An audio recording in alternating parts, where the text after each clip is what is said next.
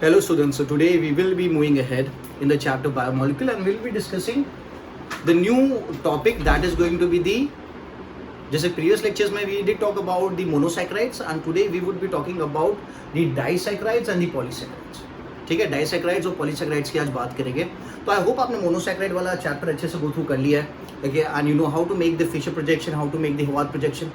ठीक है, so let's start with the disaccharides. Disaccharides are also termed as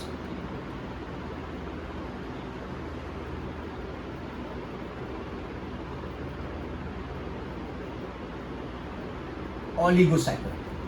Disaccharides are also termed as oligosaccharides and they are formed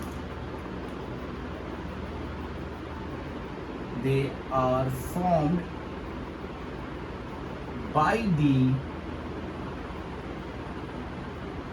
monomers.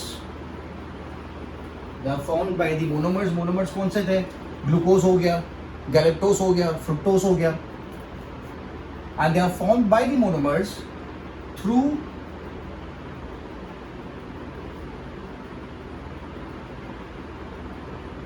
Condensation. They are formed by the monomers through condensation. ठीक है, समझ में आ रहा है? सो जो monomers आपने बनाए थे, ग्लूकोज है या फिर फ्रुक्टोज है या फिर गैलेक्टोज है, तो वो ग्लूकोज के मॉलिक्यूल्स, फ्रुक्टोज के मॉलिक्यूल्स मिलके they are going to form the oligosaccharides या फिर डाइसैकेराइड्स. तो यहाँ पे ओलिगो का मतलब जो होता है, that oligo stands for few. Oligo stands for few, ठीक है, and saccharide stands for sugar. Oligo stands for few and saccharide stands for sugar. ठीक है, मतलब फ्यू. तो फ्यू में कितना मैं काउंट लेता हूं? So the range is 2 to 9. Range कितना है? 2 से लेके 9 जो व्हाट यू कॉल मोनोमर्स हो गए, they would bind up and they would form a oligosaccharide. ठीक है, so they are formed by the monomers through condensation. Now दो ग्लूकोज को मॉलिक्यूल को लेते हैं, दो ग्लूकोज मॉलिक्यूल को लेते हैं, alpha glucose and alpha glucose. So alpha glucose plus alpha glucose is going to result in the formation of maltose. It is going to result in the formation of maltose. ठीक है, तो मैं यहाँ पे आपको पता होना चाहिए हवात प्रोजेक्शन ग्लूकोज का किस तरीके से बनाते हैं, तभी we would be able to make the structure of maltose. So देख लेते हैं. हवात प्रोजेक्शन अगर आपने बनाया, प्रैक्टिस कर लिया, तो आपको पता होगा कुछ इस तरीके से होगा. मैं दो ग्लूकोज बना देता हूँ, अल्फा ग्लूकोज. ठीक है, this is going to be HOH, HOH, OH, CH2OH और यहाँ पे H आ जाएगा और यहाँ पे O आ जाएगा. ठीक है, याद आ रहा है? Pyranose ring 1 2 3 4 5 and 6 membered ring है. 1 2 3 4 5 6. ठीक है, मैं सेम स्ट्रक्चर यहाँ पे बनाता हूँ. मैं ग्लूकोज बना रहा हूँ, अल्फा ग्लूकोज का स्ट्रक्चर बना रहा हूँ यहाँ पे. So this is going to be like HOH, HOH, because this is alpha glucose, इसलिए इसका H ऊपर है.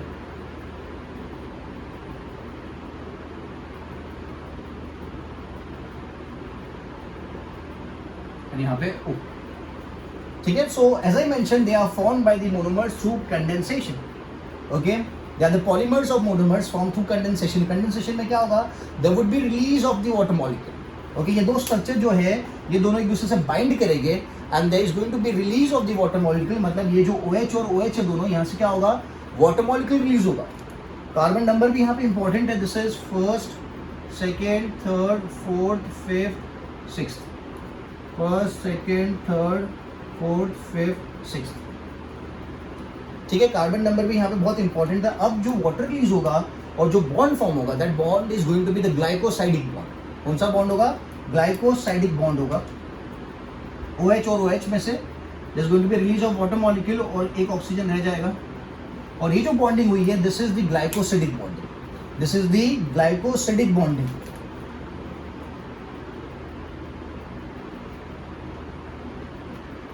ग्लाइकोसिडिक बॉन्ड, और रिलीज क्या हुआ, यहाँ से रिलीज हुआ एक वाटर मॉलिक्यूल। तो मैं यहाँ पे लिख देता हूँ माल्टोस प्लस H2। क्या बनता है, माल्टोस प्लस H2। ये क्या स्ट्रक्चर हो गया, ये स्ट्रक्चर हो गया माल्टोस का, ठीक है, क्योंकि दो ग्लूकोज है, ये दोनों एक दूसरे से ज्वाइंट हो गए through glycosidic bonding. And bonding की अगर मैं बात करता हूँ, द बॉन्डिंग इज किसके बीच में, first carbon and fourth carbon के बीच में। The bonding is between the first carbon and the fourth carbon, so this is known as 1,4 glycosidic linkage. This is known as 1,4 glycosidic linkage. 1,4 glycosidic linkage, क्योंकि first carbon है और fourth carbon है। समझ में आ गया। तो अगर मैं आगे दूसरे कार्बन भी ऐड करता जाऊंगा तो ये फर्स्ट कार्बन और उसका फोर्थ कार्बन, फर्स्ट कार्बन और फोर्थ कार्बन, इस तरीके से उनमें लिंकेज होता जाएगा। तो अगर मैं स्ट्रेट चेन बनाता हूँ, अगर मैं आगे बात करता हूँ, will talk about the polysaccharides, तो पॉलीसैकेराइड्स में मुझे लॉन्ग चेन्स देखने को मिलेगी। तो जो लॉन्ग चेन्स होगी तो उनके बीच में जो बॉन्डिंग होगा that is between the first carbon and the fourth carbon, and there would be the bonding is going to be known as 1,4 glycosidic linkage, और द बॉन्ड को क्या कहा जाएगा, ग्लाइकोसिडिक बॉन्ड कहा जाएगा। समझ में आ रहा है, ठीक है। सो यहाँ पे यार जो एंड इसका ओपन है, because of the first carbon का यहाँ पे जो एंड ओपन है, आपको पता था कि जब फेलिंग रिएजेंट्स या फिर बेनेडिक्ट रिएजेंट यूज करेंगे तो यहाँ पे क्या होता था, कलर चेंज होता था, कलर चेंज होता था। तो कलर चेंज अगर होता है तो आप उस शुगर को क्या बोलते हैं, इट्स अ रिड्यूसिंग शुगर। तो yes, as this end is open here, the sugar is going to be termed as reducing sugar because there would be color change during the Benedict's reagent and the Felling's reagent test जो आप करते थे to detect कि यार sugar है कि नहीं। तो yes, because this end, first end is open, ठीक है, because this is the aldehyde functional group आता है ना फर्स्ट वाले कार्बन पे, and aldehyde and ketone they serve as the reducing part, जो reducing का काम कर रहे थे, ठीक है। तो याला एंड इसका ओपन है, इसकी वजह से ये शुगर क्या है, ये रिड्यूसिंग शुगर है।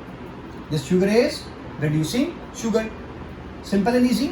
तो आपको पहले ग्लूकोज के अलग मॉलिक्यूल दिखाने हैं और फिर दोनों को बाइंड कर देना है। तो दोनों को बाइंड कर देंगे तो माल्टोज बन जाएगा और H2O जो यहाँ पे रिलीज हुआ है, ठीक है। So this bonding is the glycosidic bonding, and to be more specific अपन क्या बोलेंगे, 1,4 ग्लाइकोसिडिक लिंकेज, 1,4 ग्लाइकोसिडिक लिंकेज, ठीक है, समझ में आ गया, डन।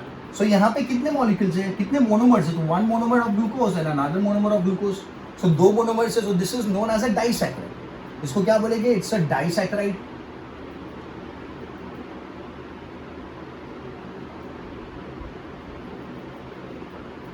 It's a disaccharide. समझ में आ गया, क्योंकि मैंने 2 ग्लूकोज के मॉलिक्यूल्स लिए। अगर मैं ग्लूकोज का मॉलिक्यूल लेता हूँ और एक मैं फ्रुक्टोज का मॉलिक्यूल लेता हूँ, फ्रुक्टोज का भी हेवार्ड प्रोजेक्शन आपको पता होना चाहिए। सो अगर मैं ग्लूकोज का मॉलिक्यूल लेता हूँ और एक फ्रुक्टोज का मॉलिक्यूल लेता हूँ, तो जो डाइसैकेराइड बनेगा, that disaccharide is going to be known as sucrose, ठीक है। तो अपन सुक्रोज बना लेते हैं। तो ये स्ट्रक्चर क्लियर है, आप बुक में बनाओ, प्रैक्टिस करो तो आपको अच्छे से आ जाएगा। इसको आप रट्टा नहीं मार सकते, this can not be marked up, this has to be understood, ठीक है।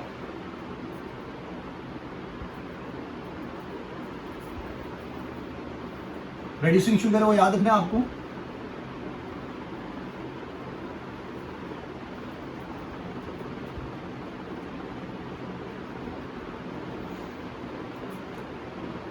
ये भी रब कर देता हूं मैं।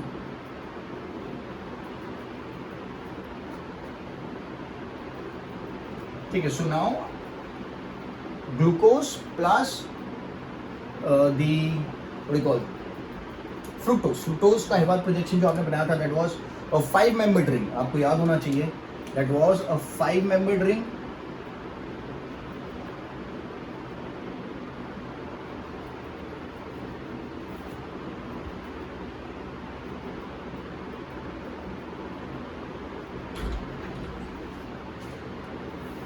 मैं यहाँ पे कर देता हूँ H OH H OH OH H OH H CH2 OH H और यहाँ पे this is the alpha glucose, this is the alpha glucose. अब बनाते हैं फ्रुक्टोज बना लेते हैं। सो फ्रुक्टोज का अगर स्ट्रक्चर आपने बनाया हो ध्यान से, या ध्यान से आपने नोट किया हो तो कुछ इस तरीके से 5 मेंबर रिंग थी, 1 2 3 4 5, ठीक है। So it was like CH2OH, ठीक है। यहाँ पे देयर वाज OH, यहाँ पे आएगा HOH, यहाँ पे आएगा OH H, यहाँ पे आएगा CH2OH और यहाँ पे आएगा H।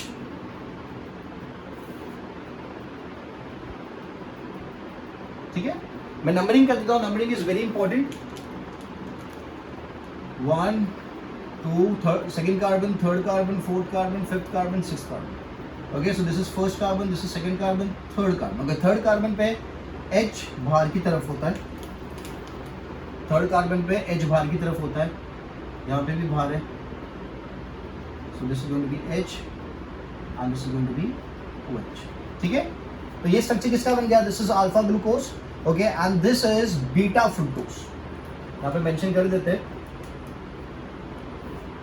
This is alpha glucose and this is beta fructose. So if I want to make a sucrose, there should be a linkage between, there should be glycosidic bond between the alpha glucose and the beta fructose. तो वो linkage किस तरीके से develop होगा? तो वो linkage develop होने वाला है इन दोनों के बीच में, the first carbon and the second carbon. क्योंकि फर्स्ट कार्बन तो यहाँ पे, सो यहाँ पे भी वाटर मॉलिक्यूल रिलीज होगा, तो there would be release of water molecule.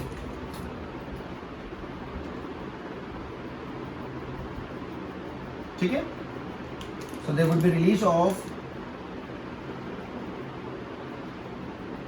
water molecule and there's going to be formation of sucrose. There's going to be the formation of sucrose plus water molecule. जैसे पहले वाले case में आपको मिला था maltose plus water molecule, वैसे यहाँ पे भी क्या मिलेगा? Sucrose plus water molecule. तो ये जो स्ट्रक्चर बना है, ये किसका स्ट्रक्चर बन गया? ये स्ट्रक्चर है सुक्रोज का। That is alpha glucose, this is alpha glucose and this is beta glucose। यहाँ पे भी ग्लाइकोसिडिक लिंकेज है।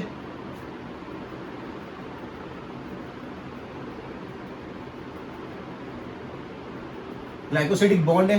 कौन सी लिंकेज है? तो फर्स्ट कार्बन और सेकंड कार्बन के बीच में, तो 1 2 ग्लाइकोसिडिक लिंकेज बोल सकते हैं।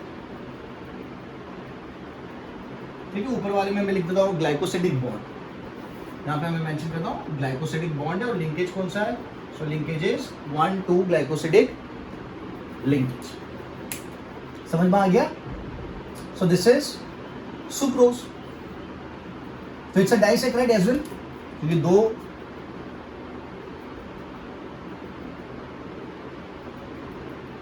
दो शुगर से बना है, दो मोनोमर्स है, अल्फा ग्लूकोज है और बीटा फ्रुक्टोज है। पहले वाले केस में अल्फा ग्लूकोज और दूसरा भी अल्फा ग्लूकोज था, यहाँ पे अल्फा ग्लूकोज और बीटा फ्रुक्टोज है।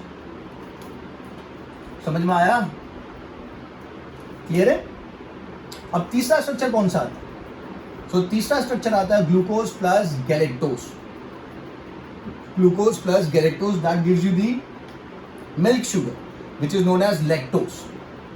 ठीक है,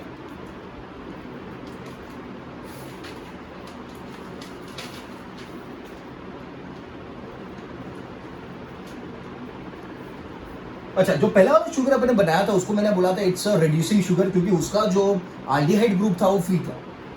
बट यहाँ पे अगर मैं चेक करता हूं तो वाले केस में इसका तो फंक्शनल ग्रुप जो था वो बाउंड हो चुका है। यहाँ पे उसने ग्लाइकोसिडिक बॉन्डिंग बना दी है। यहाँ पे भी इसका जो सेकेंड उस पर फंक्शनल ग्रुप था वो क्या हो चुका है? बाउंड हो चुका है। मतलब they are not going to reduce, they are not reducing sugars now, because जो इनका एक्टिव पार्ट था, जो फंक्शनल ग्रुप्स थे जो पार्टिसिपेट करते थे रिडक्शन के लिए, वो यहाँ पे प्रेजेंट नहीं है, क्योंकि वो बॉन्ड हो चुके थे और फॉर्म दी ग्लाइकोसिडिक बॉन्ड। तो ये जो शुगर है अपना सुक्रोज, ये बहुत इंपॉर्टेंट है, आपको याद रखना है, क्योंकि इनके फंक्शनल ग्रुप, ओके, आपका जो फ्रुक्टोज था, fructose was कीटोज sugar and this was aldose sugar, aldehyde functional group था, ketone functional group था। यहाँ पे आप देख रहे हो the ketone functional group has been utilized and the aldehyde functional group has been utilized for the formation of the glycosidic bond। तो इनके functional group यहाँ पे present है ही नहीं।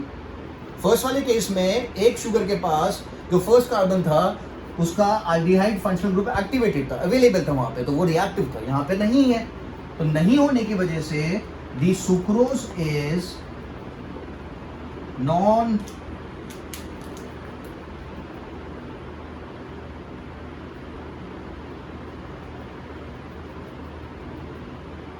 it is going to be the non-reducing sugar. It is going to be the non-reducing sugar. याद रखना, maltose reducing है क्योंकि उसके पास फंक्शनल ग्रुप एसोसिएटेड था, सुक्रोज नहीं है. Sucrose is a non reducing sugar because उसके functional group have been utilised for the formation of the glycosidic bond. ठीक है, समझ में आ गया. तीसरा डाइसैकराइड की अगर मैं बात करूं, that is between glucose plus galactose that leads to the formation of the milk sugar, जो क्या बनाएगा, मिल्क शुगर बनाएगा. ठीक है,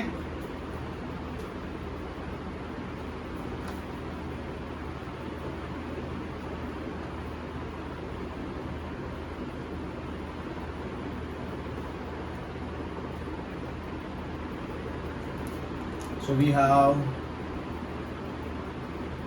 glucose plus galactose that leads to the formation of lactose, which is the milk sugar, तो lactose का structure जो है वो आप मुझे बना के बताओगे. You need to drop me a message. आप बना लो बुक में, फोटोग्राफ क्लिक करके मुझे व्हाट्सएप कर देना. ठीक है, सो ग्लूकोज का स्ट्रक्चर आपको पता है, गैलेक्टोज का स्ट्रक्चर भी आपको पता है. आपको दोनों के बीच में ग्लाइकोसिडिक बॉन्डिंग करनी, 1,4 ग्लाइकोसिडिक बॉन्डिंग होगी. ओके, और आपको बताना है स्ट्रक्चर ड्रॉ करके. मैं एक और बात मेंशन कर देता हूँ कि जो लैक्टोज है इट इज रिड्यूसिंग शुगर, तो काफ़ी ज़्यादा हिंट आपको आ जाएगी स्ट्रक्चर किस तरीके से बनाना है. उसका रिड्यूसिंग, उसका जो फंक्शनल ग्रुप है वो दिखना चाहिए. It should not be bound and forming the linkage. ठीक है, तो रिड्यूसिंग शुगर है कौन, lactose, which is also known as the milk sugar. ठीक है, सुक्रोज इज नॉन रिड्यूसिंग, याद रखना.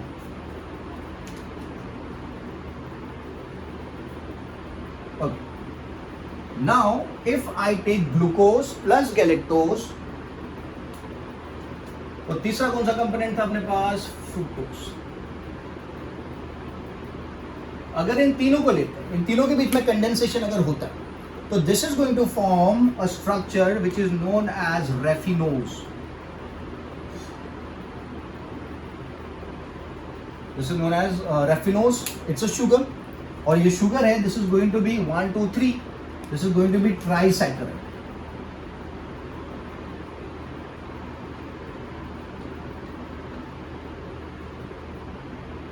This is going to be known as trisaccharide, क्योंकि आपको दिख रहा है 1 2 3. ठीक है, और ऑब्वियसली क्या होगा, glycosidic bonds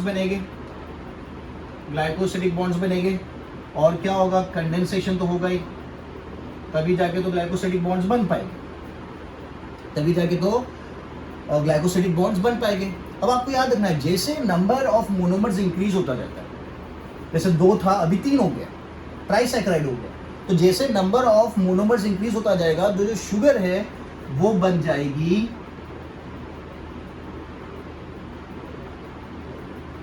non reducing sugar बन जाएगी. क्या बन जाएगी, नॉन रिड्यूसिंग शुगर. समझ में आ रहा है. ओके, 2 है तब तक ठीक है. सुक्रोज वाले केस में एक्सेप्शन था, it was non reducing. Okay, but बाकी की 2 जो अपन ने बनाई, maltose and lactose, okay, they are going to be reducing sugar. But as the number of monomers increases, the sugar becomes non-reducing sugar. ठीक है, सिंपल एंड इजी. सो ये ट्राइसैकराइड हो गया, इसका आपको स्ट्रक्चर बनाना नहीं, आप इतना याद रखो, that is more than enough.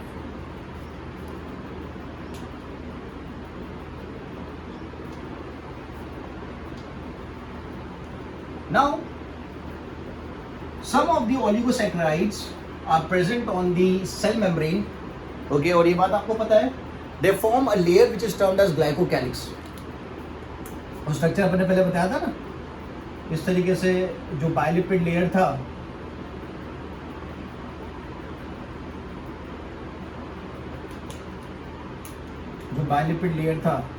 उसके ऊपर अपन इस तरीके से शुगर्स दिखाए थे, और ये शुगर्स क्या कर रहे थे, they were forming a layer which was termed as glycocalyx,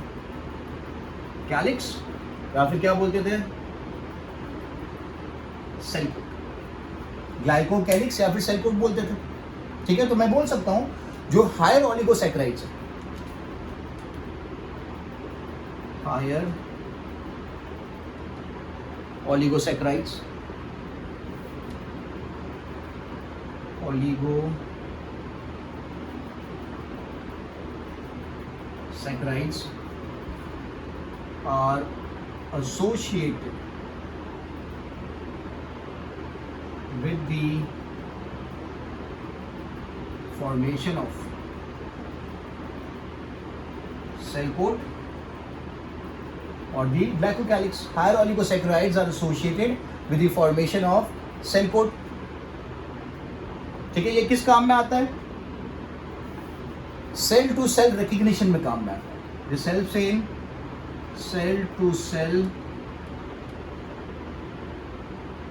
recognition, एक सेल दूसरे सेल को आइडेंटिफाई कर सकता है. और तीसरा, it provides antigen specificity. It provides antigen specificity. ठीक है, they would work as a marker कि कोई भी सेल उसको पता लगा सकता है कि यार ये सेल का काम क्या है, इस सेल का फंक्शन क्या है. तो ये जो सेल कोट है या सेल ग्लाइकोकैलिक्स है, it would function as the name plate of that cell so that the other cells can identify it. ठीक है, so this is also associated with the sugars. Okay, so now I'll talk about trisaccharide हो गया. Now will talk about polysaccharides.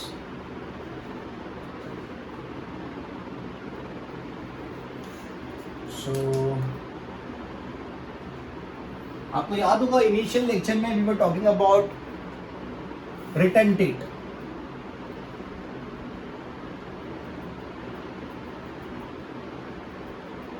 So retentate are actually polysaccharide.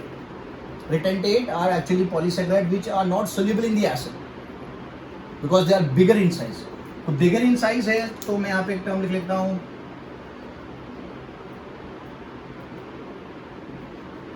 Macromolecule है. ठीक है, size अगर बोले size more than 1000 Dalton. Okay, and they are present in acid insoluble pool which is termed as retentate. रिटेंटेट वाले part में होता था. ठीक है, ऑब्वियसली काफी बड़ा मॉलिक्यूल है तो it is non reducing sugar. Non reducing sugar है, मैंने बोला number of molecules monomers add होते जाएगा तो नॉन रिड्यूसिंग हो जाएगा. Insoluble in water, it is insoluble in water. ठीक है, as it is insoluble in water it does not affect the osmotic pressure.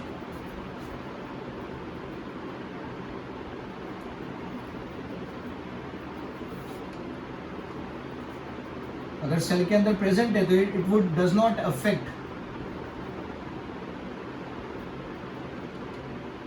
the osmotic concentration of cell. वो cell के osmotic concentration को affect ही नहीं करेगा क्योंकि वो तो डिसॉल्व ही नहीं हो रहा पानी में. It's insoluble in water. So it is पानी में मिक्स नहीं हो रहा तो this can be used for storage. They can be used for storage.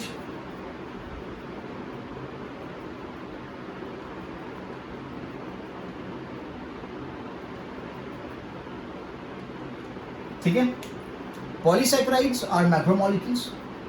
क्यों मैक्रोमोलिक्यूल्स है? क्योंकि यार काफ़ी बड़े काफ़ी सारे मोनोमर्स ऐड अप हो गए वहाँ पे and they would make a long chain of monomers. Okay, size more than 1000 Dalton होगा. जो प्रीवियस लेक्चर में अपने पढ़ा था रिटेंटेट वाला पार्ट जो एसिड इनसोल्यूबल पूल होता था तो उसके अंदर जो प्रेजेंट होगा that is going to be the macromolecule, the polysaccharide. Non reducing sugar है क्योंकि number of monomers are more keeps on adding. Insoluble in water है. सो इनसोल्यूबल इन वाटर मतलब जो सेल का ऑस्मोटिक कंसंट्रेशन है उसको कोई इफेक्ट नहीं करने वाला बिकॉज ये तो खुद इनसॉल्युबल है. And they can be used because they are insoluble so they can be used for, I will put it as so they can be used for storage because it is insoluble in water. समझ में आ गया? ठीक है, polysaccharides there would be many monomers, glucose के हो सकते हैं, galactose के हो सकते हैं, फ्रुक्टोज के हो सकते हैं.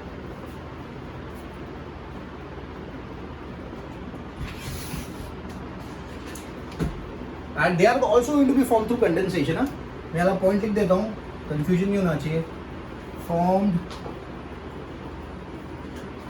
through condensation. Formed through condensation. ठीक है. So पॉलीसेक्राइड्स में काफी सारे मोनोमर्स है, तो आपको बात क्लियर हो गई है.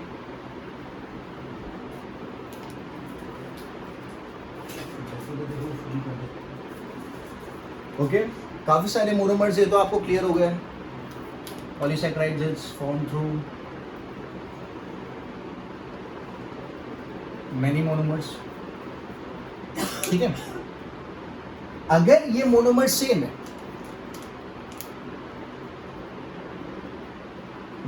if a polysaccharide is made up of same type of monomers. ठीक है, दो टाइप है. अगर बना हुआ है सेम टाइप ऑफ मोनोमर्स, मतलब ग्लूकोज ग्लूकोज ग्लूकोज ग्लूकोज ही पार्टिसिपेट कर, there is no other monomers, galactose नहीं है, फ्रुक्टोज नहीं है, सब ग्लूकोज से बना हुआ है, तो we term it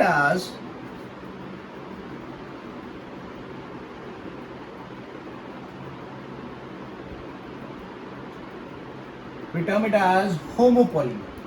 We term it as homopolymer. और अगर वो बना हुआ है made up of different types of monomer. This is very important, आपको याद रखना है. मैंने यहाँ पे लिखा है सेम टाइप ऑफ मोनोमर्स, और यहाँ पे मैं क्या लिख रहा हूँ, it is made up of different types of monomers. ठीक है, तो उस केस में we would term it as a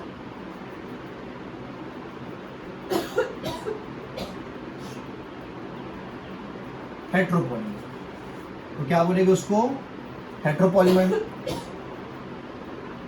so polysaccharides में अगर सेम टाइप के मोनोमर्स हैं, glucose glucose repetitive amount of glucose, तो will term it as a homopolymer. ठीक है. और अगर डिफरेंट टाइप्स ऑफ मोनोमर्स, जैसे कि ग्लूकोज है, गैलेक्टोज है, फ्रुक्टोज है, सब साथ में आ रहा है, ग्लूकोज भी है, गैलेक्टोज भी है, फ्रुक्टोज भी है, तो इट बिकम्स अ हेट्रोपॉलीमर. इसका एक एग्जाम्पल है पेक्टिन. क्या एग्जाम्पल है, एग्जाम्पल भी लिख लेते हैं, it's very important. Example is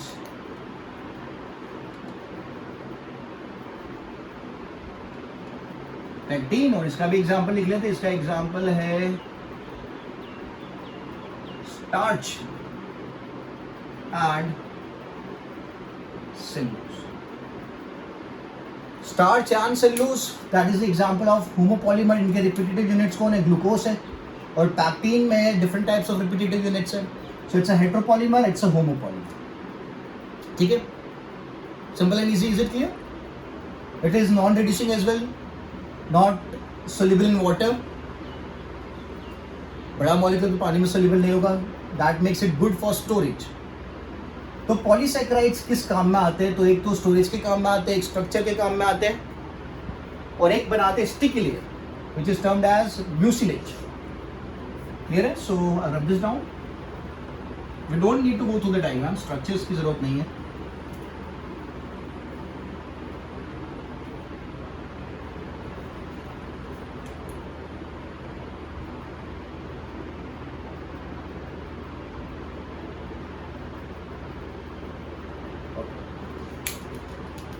so polysaccharides को मैं 3 में डिफरेंशिएट कर सकता हूँ. जो भी मैं बात करता हूँ, they are insoluble in water, they serve as a good storage material. Starch हो गया, ग्लाइकोजन हो गया, इन्यूलिन हो गया. दूसरा मैंने बोला स्ट्रक्चर में भी काम में आते हैं, जैसे सेल्यूलोज हो गया, काइटिन हो गया, पैक्टिन हो गया, हेमीसेल्यूलोज हो गया. और लास्ट में मैं लिखता हूं, it forms a sticky layer. It forms a sticky layer, या फिर I can use the term mucilage. ठीक है, तो एग्जाम्पल मैं अभी बोल देता हूँ. एग्जाम्पल यहाँ पे मैंने क्या बोला, स्टोरेज में किसको यूज कर सकते हैं, starch is example of storage, glycogen is the example of storage, and inulin is the example of storage. तो यार स्टार्च पॉलीसैकेराइड है, ग्लाइकोजन पॉलीसैकेराइड है, इन्यूलिन भी पॉलीसैकेराइड है, क्लियर हो जाना चाहिए. स्ट्रक्चर की बात करता हूँ, स्ट्रक्चरल वर्क, स्ट्रक्चरल सपोर्ट देने का कौन काम कर सकता है, तो यार सेल्यूलोज करेगा. हेमी सेल्यूलोज आप पढ़ चुके हो आगे. पैक्टीन करेगा, और फंगस सेल्यूलोज जिसको बोलते हैं काइटिन, इसको बोलते हैं काइटिन. ठीक है. और यहां पे क्या लिखे गए, it is a mucilage layer, sticky mucilage layer है, and it is going to be formed by mucopolysaccharides. It is going to be formed by म्यूकोपॉलीसैकेराइड्स.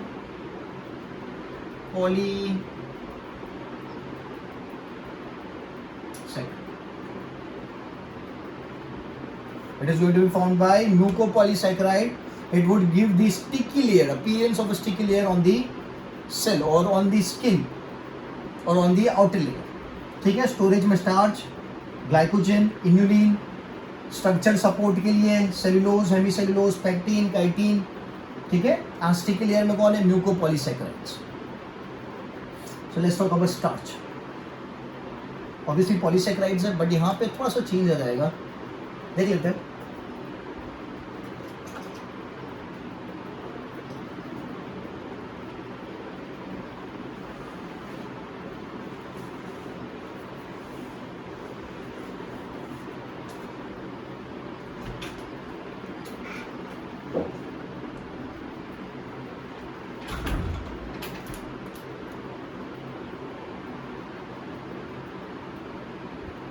Starch is a polysaccharide. तो जो उसका मोनोमर है, the monomer of starch that is alpha glucose. कौन सा glucose है, alpha glucose है. Form through condensation, formed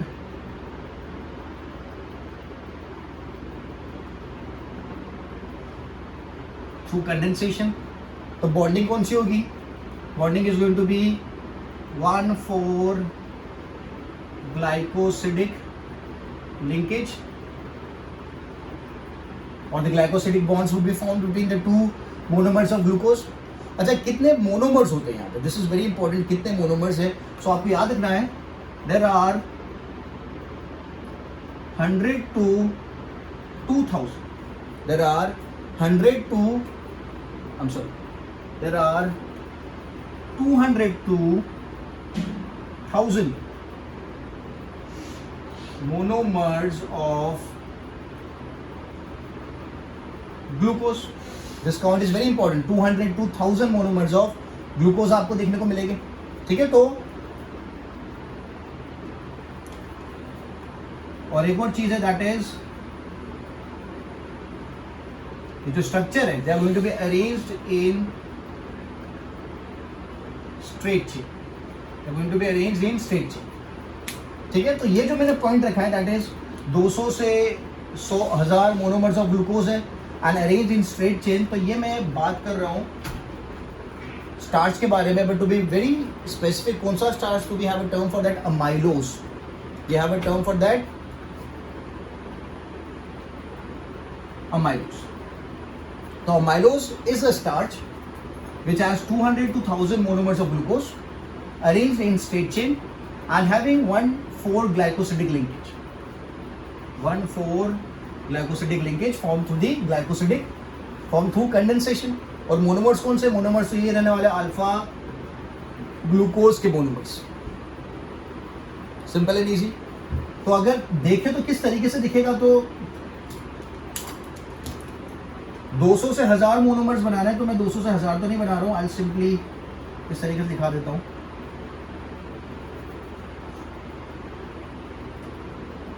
will take it as 200 to 1000. ठीक है. इस तरीके से लंबी सी चेन होगी, because arrange in straight chain मैंने बोला है, और यहाँ पे वो वाला जो बॉन्डिंग था अपना,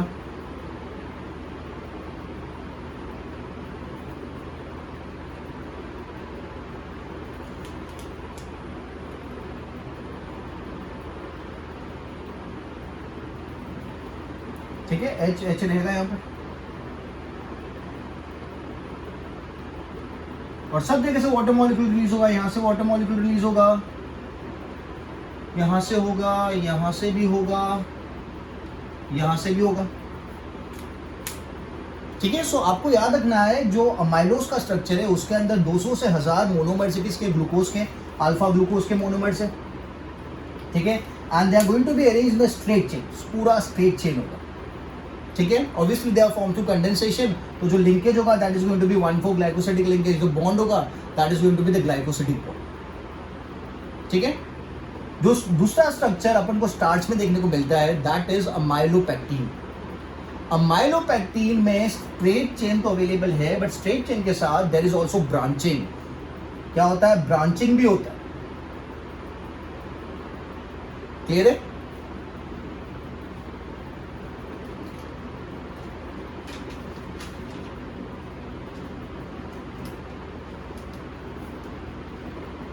तो इसमें एक और पॉइंट में बोल देता हूं कि जब आयोडीन टेस्ट करेंगे इसका, so this is going to show bluish black colour, okay, there would be change in the color and that is going to be the bluish black color during the iodine test. Where should I put it? Okay, मैं रब कर देता हूँ उसको।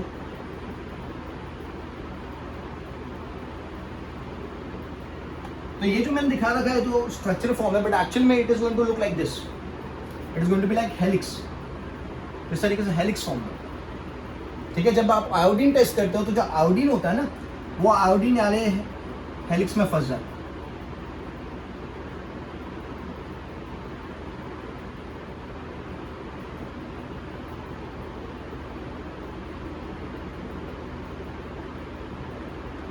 Okay, helix में iodine फंस जाता है, और उसकी वजह से जो कलर चेंज आपको देखने को मिलता है that is bluish black colour दिखेगा। कौन सा कलर दिखेगा, ब्लूइश ब्लैक कलर। तो मैं आप लिख देता हूं, during iodine test amylose gives bluish black color। क्या मिलेगा, ब्लूइश ब्लैक कलर मिलेगा, ठीक है, simple and easy, bluish black colour. Now I will talk about amylopectin.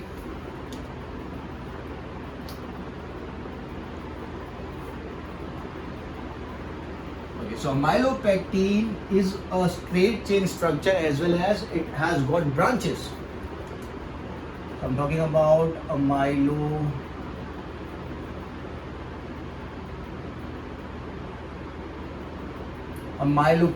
Amylopectin is also a polysaccharide जिसके मोनोमर्स कौन है, मोनोमर्स आर अल्फा ग्लूकोज।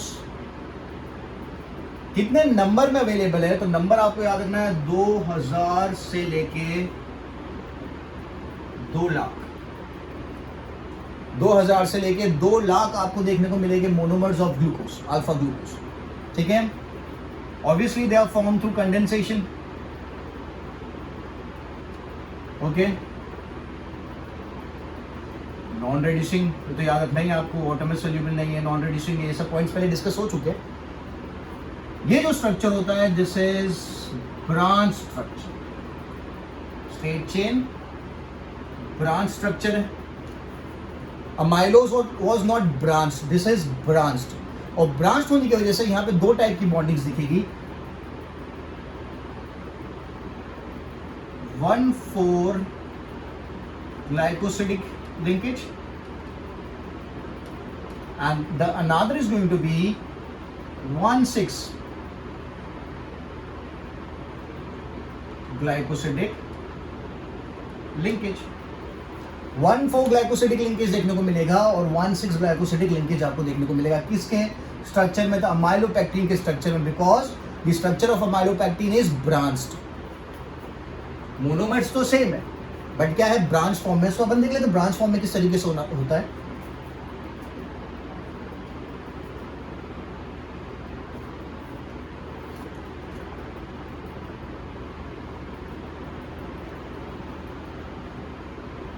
सो मैं straight chain बना लेता हूँ। स्ट्रेट चेन में ब्रांचिंग दिखानी है अपन को।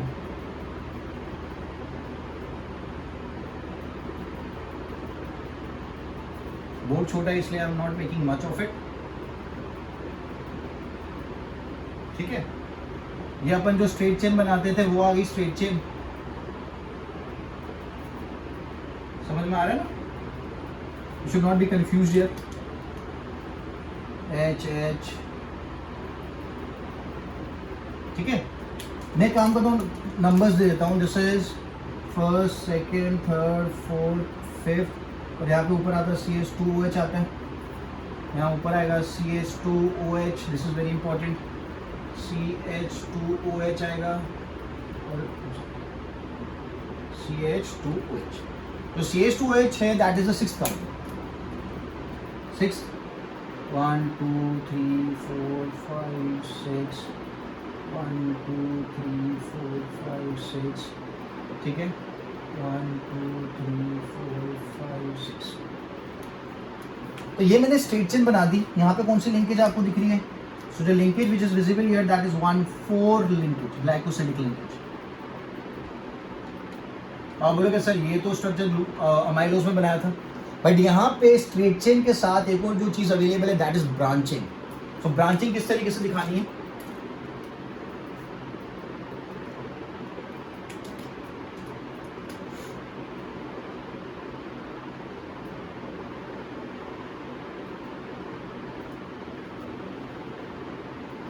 सो ब्रांचिंग जो अकर करेगी, that is going to occur between the first carbon and the sixth carbon. मतलब ये जो छठे कार्बन में दिखा रखे ना, इनके साथ लिंकेज होने वाला, सबके साथ नहीं, इनके साथ ही।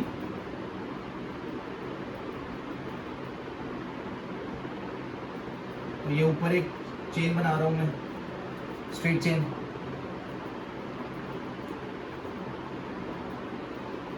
ठीक है, इनके बीच में भी कौन सा लिंकेज है? This is the glycosidic linkage.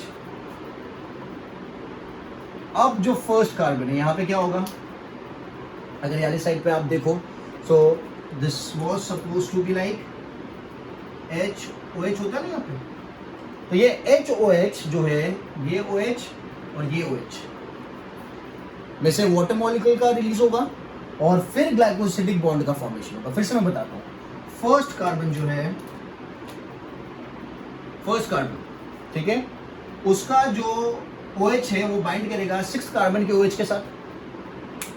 First carbon का OH बाइंड करेगा सिक्स कार्बन के OH के साथ। ये सिक्स कार्बन है, सब सिक्स कार्बन नहीं, एक ही सिक्स कार्बन के साथ। कोई सा भी हो सकता है, ये हो सकता है, ये हो सकता है, कोई सा भी, मैंने वाला दिखा। ठीक है, तो ये जब एक दूसरे से बाइंड करेंगे, so this is going to be like glycosidic linkage बनेगा यहाँ पे भी। तो ये हो जाएगा, वाटर मॉलिक्यूल रिलीज हो गया, तो ये जो बॉन्ड, यही बॉन्ड बनेगा यहाँ पे फिर से, O and CH2।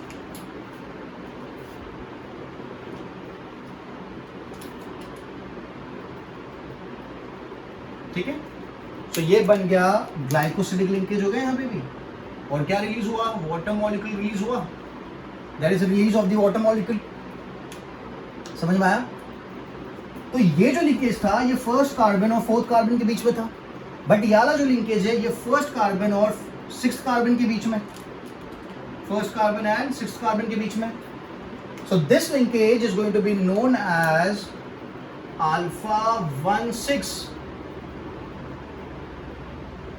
Glycosidic linkage, 1,4 glycosidic linkage.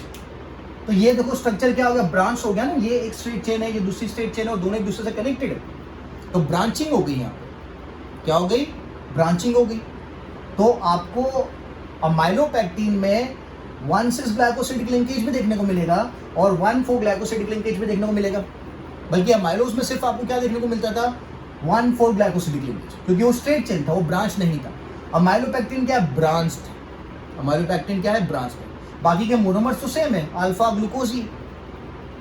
ठीक है, सिंपल एंड इजी। क्लियर है? So let's move ahead.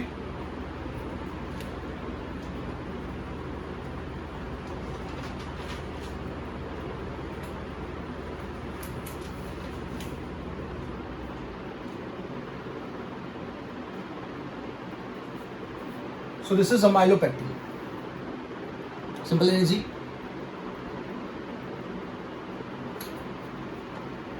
अब स्टार्च के बारे में दूसरी बात भी करते हैं. स्टार्च का जो मोनोमर है, जैसे मैंने बताया अल्फा ग्लूकोज, इसलिए स्टार्च को आप ग्लूकैन भी बुलाते हैं.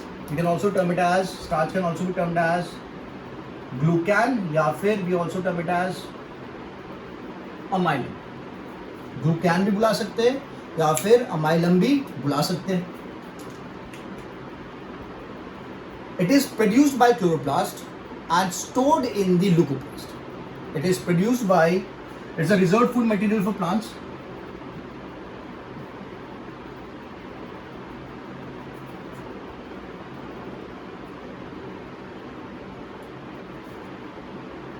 It is the reserved food material for plants, which is produced by chloroplast and stored in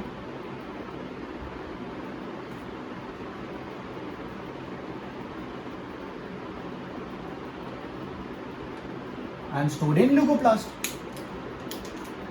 It is a reserved food material for plants, produced by chloroplast and stored in leucoplast. As it is made up of glucose monomers, it is also termed as glucan, या फिर we also term it as amylum. ठीक है? ठीक है, समझ में आ गया? Now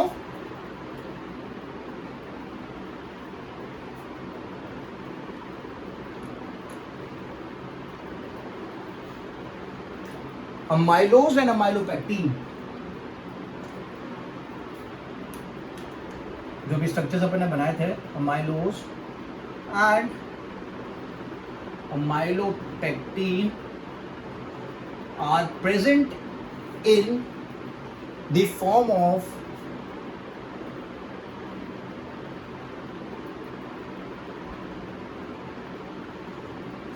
starch grain. It is present in the form of starch grain. Amylose and amylopectin जो स्ट्रक्चर्स अपन ने बनाए हैं, one is straight chain, another is branched. One is having alpha 1,4 glycosidic linkage, the other is having alpha 1,4 and alpha 1,6 glycosidic linkage. ये दोनों कहाँ present है? Starch grain में present है. They are present in the starch grain. ठीक है? सो अगर let's say this is the protein center, ये grain है, okay, if this is a protein center, arrangement देखते हैं स्टार्च का, और अगर अरेंजमेंट इस तरीके से, प्रोटीन सेंटर एक साइड आ गया और स्टार्च का जो अरेंजमेंट है वो एक ही साइड पे कंसेंट्रिक फॉर्म में जा रहा है, तो that is known as the eccentric arrangement. That is known as eccentric arrangement.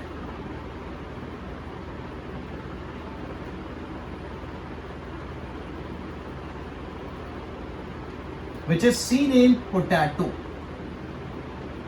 इस तरीके का स्टार्च ग्रेन जो है, that is seen in potato. This is protein center. इसे प्रोटीन सेंटर कहा जाता है.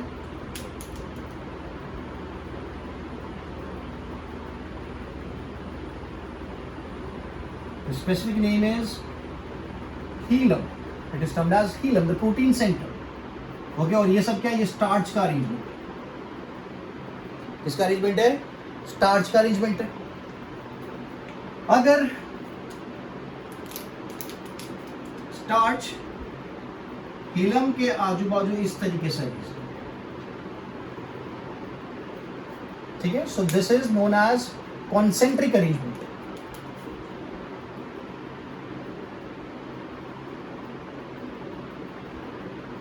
ठीक है, and it is seen in, where do you see it? It is observed in, this type of starch grain is observed in wheat. इसमें देखने को मिलेगा, wheat में देखने को मिलेगा. तो this is the hilum, the protein center. और उसके आजू बाजू क्या है, स्टार्च। इसके आजू बाजू क्या है, स्टार्च। ठीक है, तो amylose and amylopectin are present in the form of starch grains, और स्टार्च ग्रेन्स दो टाइप के, eccentric and concentric. Concentric is seen in wheat and eccentric is seen in potato. ठीक है, दूसरा स्टोरेज में कौन काम में आ रहा था, that was glycogen.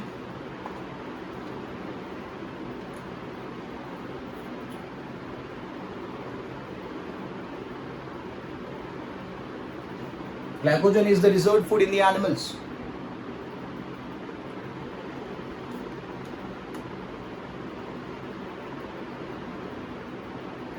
Okay, glycogen is also termed as glucan क्योंकि इसके मोनोमर्स भी कौन है,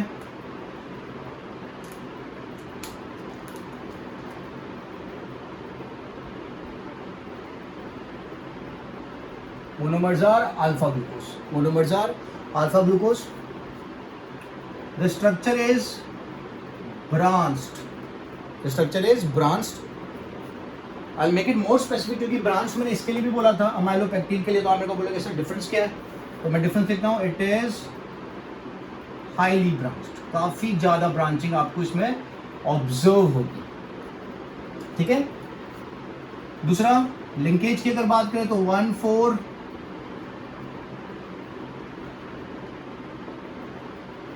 ग्लाइकोसिडिक लिंकेज तो दिखेगी, उसी के साथ 1,6 ग्लाइकोसिडिक लिंकेज भी दिखेगी। क्यों, क्योंकि यार ब्रांच स्ट्रक्चर है, हाईली ब्रांच्ड है। माइलोपेक्टिन ब्रांच था पर इतना ज्यादा ब्रांच नहीं था, यहां पे हाईली ब्रांच्ड है। 1 स्ट्रेट चेन, जो एक स्ट्रेट चेन होगी ना इसकी ग्लूकोज की, 1 straight chain consist of 30,000 monomers of alpha glucose. Consist of 30,000 monomers of alpha glucose. तो आप इमेजिन करो कितना बड़ा स्ट्रक्चर हो, इसलिए मैंने बोला इट्स हाईली ब्रांच्ड। और लास्ट में it is reserved food material in animals, और किसमें हो सकता है, fungi. It is the reserved food material in animals and fungi. ठीक है, एक और पॉइंट मैं मेंशन कर देता हूं, produced in liver and stored in muscles. This is very important. कहाँ पे प्रोड्यूस हो रहा है, तो यार लीवर में प्रोड्यूस हो रहा है, स्टोर कहाँ पे हो रहा है, मसल्स में हो रहा है। ठीक है, it is the reserved food material for animals and fungi.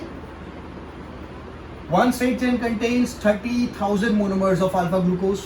Linkage दोनों देखने को मिलेगी, 1,4 भी 1,6 भी, और हाईली ब्रांच्ड है। तो आपको भी डिफरेंस पता चल गया होगा माइलोपेक्टिन में और ग्लाइकोजन में।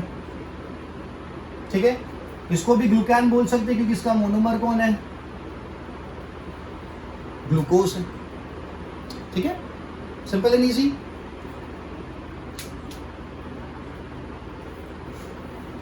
तो it's highly branched compare to amylopectin. और लास्ट स्टोरेज में अपन ने लिखा था inulin. Inulin is a straight chain structure. It is made up of fructose. It is made up of fructose.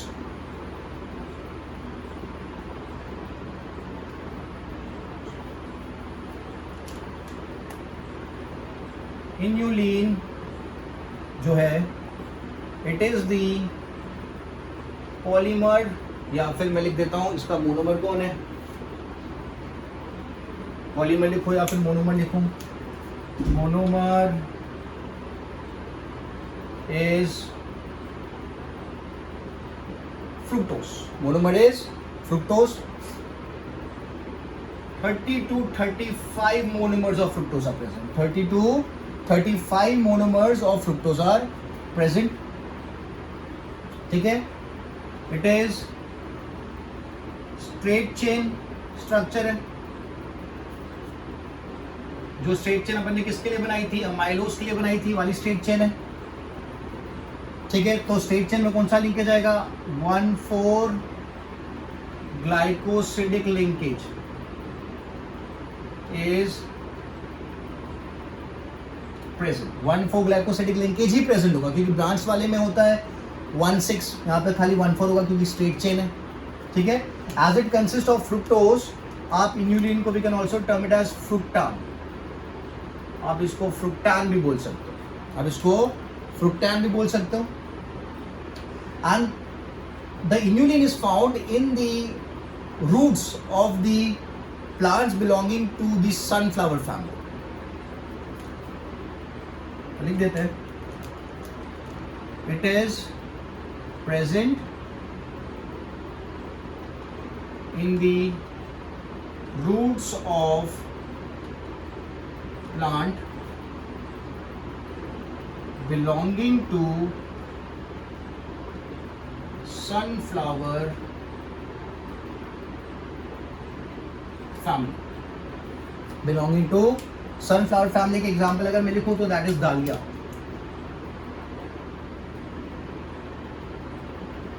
Example is दालिया, ठीक है, ठीक है। सो इंपॉर्टेंट पॉइंट्स के याद रखने, फ्रुक्टोज से बना हुआ है, 30 to 35 फ्रुक्टोज के मोनोमर्स हो गए, इसलिए आप इसको फ्रुक्टान भी बोलते हो। स्ट्रेट चेन स्ट्रक्चर है, लिंकेज तो फिर 1,4 ग्लाइकोसिडिक लिंकेज ही आएगा। And it is present in the roots of plants belonging to the sunflower family. और उसका एग्जाम्पल मैंने लिख दिया दालिया, उसका एग्जाम्पल क्या लिखा है, दालिया। तो एक और इंपॉर्टेंट पॉइंट मैं डाल देता हूं, humans are not able to digest it। ये बात आपको याद रखनी, humans are not able to digest it। किसको, फ्रुक्टान को। तो अगर आप इसे कंज्यूम करते हो तो ये आपकी बॉडी में से एज इट इज बाहर आ जाएगा। If I consume the fructan, I would not be able to digest it, so it would be taken out or excreted out in the same form। इसीलिए it is also used to check GFR। It is used to check GFR। GFR is the glomerular filtrate rate। Urine वाला जब chapter अपन पढ़ेगा तो उसमें पता चलेगा what is GFR। Okay, अभी खाली इतना आप याद रखो कि it is used to check the GFR, क्योंकि जितना मैं कंज्यूम करूंगा उतना बाहर आ जाएगा। अगर बाहर नहीं आ रहा है दैट मीन्स क्या हुआ, I am not urinating properly, my kidneys are not working properly। If I am taking up 1 ml, तो 1 ml of fructan should come out। If it is not coming out, that means the kidney are not working properly, वो बीच में कहीं trap हो चुका है। Normally क्या होना चाहिए था, बाहर आ जाना चाहिए था। So glomerular filtrate rate is the amount of urine or the filtrate that is produced by the kidney। So if I want to check the amount of filtrate is proper, तो मैं अगर फ्रुक्टान कंज्यूम करता हूँ, फ्रुक्टान पूरा के पूरा 1 ml बाहर आ गया, that means the kidney is functioning properly. अगर नहीं आ रहा है that means it is not functioning properly, ठीक है, simple and easy. So we have discussed the storage part of the polysaccharides. In the next lecture we would talk about the structural part, ठीक है। I hope all the things which I have said are clear. आप notes बना लो, कहीं पे भी doubt आता है तो आप मेरे को मैसेज ड्रॉप कर दो, मैं समझा दूंगा आपको। But this are all very important thing from the competitive point of view as well as from the NEET point of view, ठीक है। आपको लिख के प्रैक्टिस करना है, अगर आप रट्टा मारने बैठोगे तो it's not going to happen, ठीक है।